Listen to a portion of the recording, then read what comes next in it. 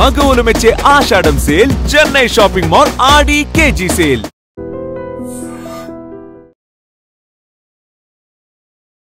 నమస్కారం, welcome to I dream. ధర్మ మార్గం విత్ విజిత కార్యక్రమానికి స్వాగతం.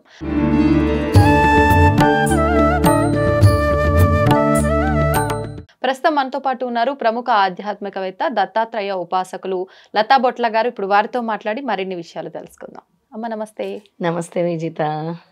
అమ్మ, శ్రావణ మాసం ఆల్రెడీ ప్రారంభం అయిపోయింది. శ్రావణ మాసం అంటేనే మనం మిగతా దేవతలందరినీ ఆరాధించినప్పటికీ ఎక్కువగా లక్ష్మీ అమ్మవారి ఆరాధన పైనే అందరము కూడా శ్రద్ధ పెడుతూ ఉంటాం. మరి అమ్మవారిని ప్రసన్నం చేసుకోవాలి అని అంటే రకరకాల పూజలు, నోములు, వ్రతాలు చేస్తూ ఉంటాము. అందరికీ ఆచరించడం వీలు పడదు. కొంతమంది ఇవి అంటే ఆనవాయితీ ఉంటేనే చేయాలంటారు. కాబట్టి అలా కాకుండా సులభమైన పద్ధతిలో చేసుకోవడము, అమ్మవారిని ప్రసన్నం చేసుకోవడం అంటే స్తోత్రాలు. ఎటువంటి స్తోత్రాలు చేసుకుంటే ఈ మాసం అంతా అమ్మవారు అనుగ్రహం మన పైన ఉంటుంది, అమ్మవారిని మనం ప్రసన్నం చేసుకోవచ్చో వివరించండి. తప్పకుండా విజిత. ఎందుకంటే అందరికీ లక్ష్మీదేవి అవసరం. లక్ష్మీదేవి లేనిదే అసలు జీవితం లేనట్టు అయిపోయింది ఇప్పుడు కలియుగంలో. అంతే, అందరికి ప్రతి ఒక్కరికి కూడా. పూర్వం ఏంటి అంటే డబ్బు కంటే ఎక్కువ విలువలు, దాంతో పాటు ఈ డబ్బు కాకుండా వస్తువు మార్పు ఉండేది. నేను ఇచ్చిపుచ్చుకోవటం, నేను నీకు ఇది ఇస్తే నువ్వు నాకు వస్తువు, నేను నీకు బియ్యం ఇస్తే నువ్వు నాకు కందిపప్పు, అలా ఉండేది. కొనుక్కునే విధానం తక్కువగా, డబ్బులు తక్కువ. అది పూర్వం. ఎప్పుడో మన పాస్ట్ అంటే మన జనరేషన్స్, మన తాత ముత్తాతలు, ఎర్లియర్ జనరేషన్స్, 3 తరాల కిందట. ఇప్పుడు మాత్రం డబ్బు చాలా అవసరం. డబ్బు లేనిదే జీవనం చాలా కష్టం. కనీస అవసరాలు కూడా తీరవు. చాలా మంది ఇప్పుడు గ్లోబల్ రెసిషన్ అనేది స్టార్ట్ అయిపోయి అందరికీ కూడా ఈ ఆర్థిక ఇబ్బందులు అనేవి మొదలైపోయాయి. సడన్ గా అకస్మాత్తుగా ఉద్యోగాలు పోవటం అన్ని కూడా. కానీ భగవంతుడు ఎప్పుడు కూడా మనకి ఏదో ఒక రూపంలో ఈ తిథి ఇలాంటి శుభ గడియల్ని, తిథుల్ని, మంచి రోజుల్ని చూపిస్తూనే ఉంటారు.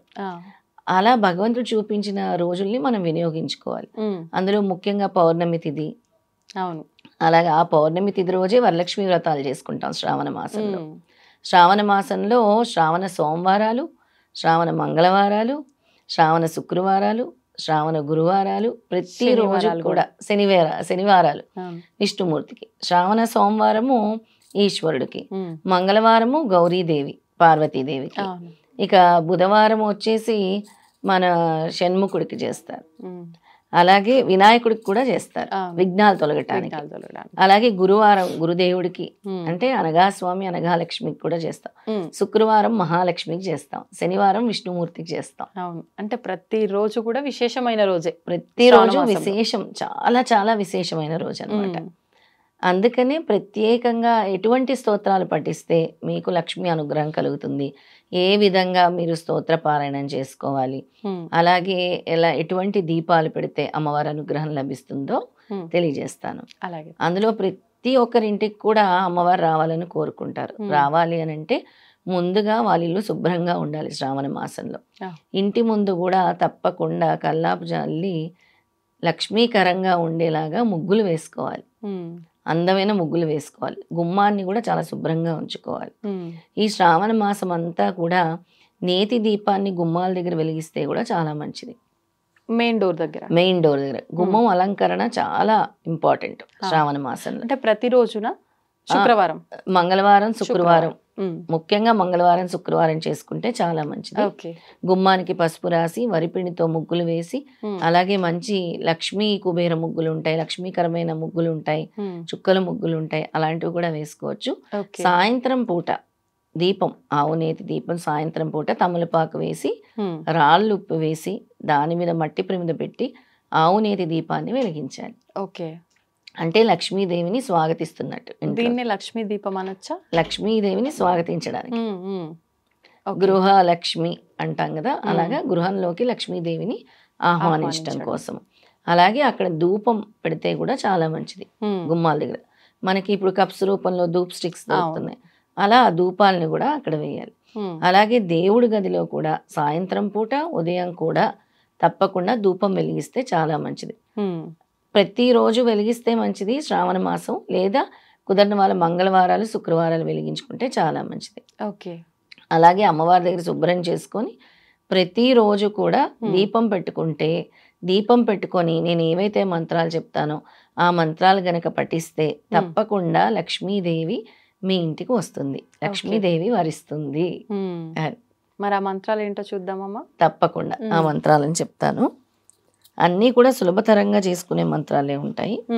ఓం హ్రీం శ్రీం క్రీం, ఓం హ్రీం శ్రీం క్రీం శ్రీం కుబేరాయ అష్టలక్ష్మి మమ గృహే ధనం పూరయ పూరయ స్వాహ. ఇది ఒక మంత్రం. మరొకసారి అందరూ లక్ష్మీదేవులు వస్తున్నారు, అష్టలక్ష్మిని కూడా మన ఇంటికి ఆహ్వానిస్తున్నాం. ఓం హ్రీం శ్రీం క్రీం శ్రీం కుబేరాయ అష్టలక్ష్మి మమ గృహే ధనం పూరయ పూరయ స్వాహ. అష్టలక్ష్మిని కూడా మన ఇంటికి ఆహ్వానిస్తున్నట్టు అనమాట. ఇది ఒక మంత్రం. ఇది ప్రతిరోజు మీరు ఎన్నిసార్లు వీలైతే 21 సార్లు కానీ 54 సార్లు కానీ 108 సార్లు కానీ పఠించుకోవచ్చు, వీలుని బట్టి. ఈ శ్రావణ మాసం రోజు పఠించుకోవాల్సిన మంత్రాలు చెప్తున్నాను నేను ముఖ్యంగా. ప్రతిరోజు లక్ష్మీదేవి అనుగ్రహం కోసం ఈ శ్రావణ మాసం అంతా మీరు పఠించుకోదగిన మంత్రాలని చెప్తున్నాను. ఇంకో మంత్రం ఉంది, అది దారిద్ర్యం నశించి ధనం కలగటానికి అనమాట.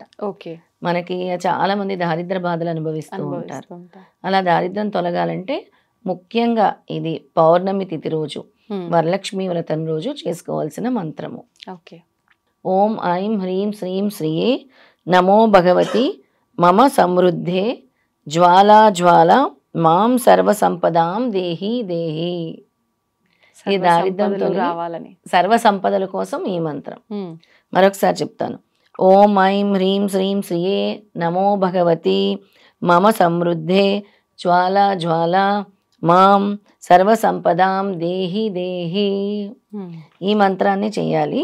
చేసేటప్పుడు మనకి మంచి జరగాలన్న సంకల్పంతో చేయాలి. అంటే దారిద్ర్యం తొలగి మంచి జరగాలి. ఏదైతే మనము భావన చేస్తామో అలాంటి ఫలితాన్ని స్వామిస్తారు. అంటే జరుగుతుందా లేదా అని అనుకోని చేయకూడదు.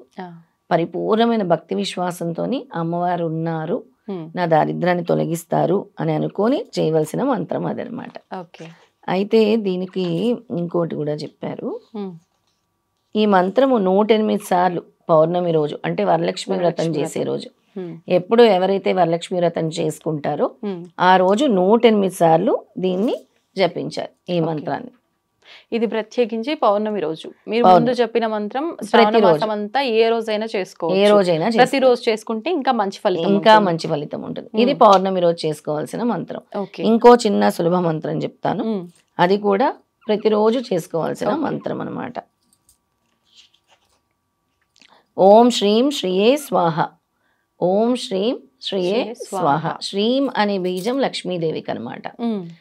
ఆ లక్ష్మీదేవికి ముఖ్యంగా శ్రీం శ్రీం అని ఎక్కడైతే పలుకుతామో అక్కడ లక్ష్మీ అనుగ్రహం తప్పకుండా ఉంటుంది. శ్రీం అనే నామజపం. ఇప్పుడు ఇవి బీజాక్షర మంత్రాలా లేకపోతే నార్మల్ మంత్రాలు? బీజమే ఉంటుంది కదా. మరి ఉపాసన అంటే గురువు ద్వారా తీసుకోకుండా ఈ మంత్రాలు అందరూ చేసుకోవచ్చా? వరలక్ష్మి వ్రతం రోజు అందరూ చేసుకుంటారు శ్రీం మంత్రం. ఎందుకంటే శ్రీం అనే పలుకుతారు. ఓం శ్రీం మహాలక్ష్మి నమః అనే పలుకుతారు. ప్రతి నామానికి ముందర శ్రీం అనే ఉంటుంది, శ్రీం అనే ఉంటుంది. అందుకే శ్రీం అనేది లక్ష్మీదేవికే కాబట్టి బీజమంత్రం తప్పకుండా శ్రీం. ఓం శ్రీం శ్రీయే స్వాహ. అది 108 నుంచి 1008 వరకు చేసుకోవచ్చు. అంటే ఎక్కువ మీకు తొందరగా ధనలక్ష్మి అనుగ్రహం కావాలి, మేము ఈ బాధలు తట్టుకోలేకపోతున్నాము అనుకునే వాళ్ళందరూ ఈ 3 మంత్రాలు కూడా చక్కగా చేసుకోవచ్చు. లేదు ప్రతిరోజు చేసుకోలేని వాళ్ళు ప్రతి గురువారం శుక్రవారం చేసుకోవచ్చు. 2 రోజులు కూడా, మంగళవారం గురువారం శుక్రవారం 3 రోజులు కూడా చేసుకోవచ్చు. శుచి శుభ్రతతో ఉండి చేసుకుంటే పర్వాలేదా? ఇంకా ఏమైనా ఎక్స్ట్రా నియమాలు పాటించాల్సి ఉంటుందా? మెయిన్గా అమ్మవారికి కావాల్సిన శుచి శుభ్రత.